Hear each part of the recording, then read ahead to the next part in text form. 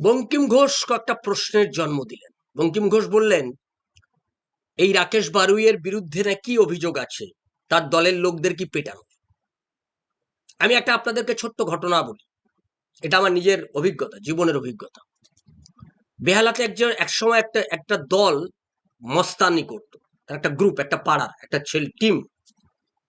সেই পাড়ার প্রায় ৮-৯টা ছেলে একসাথে ওই গোটা এলাকাটাতে মস্তানি করতে শুরু করলো।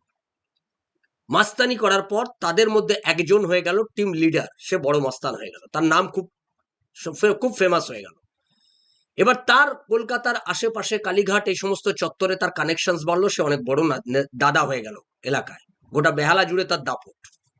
সে তখন যাদের সঙ্গে বন্ধুত্ব, যে বন্ধুরা একসঙ্গে মিলে ৮-৯ জন মিলে মাস্তানি করে আজকে সেই জায়গায় এসছে, তাদের সেই বন্ধুদেরকে সে তার চেলা মনে করতে শুরু করলো।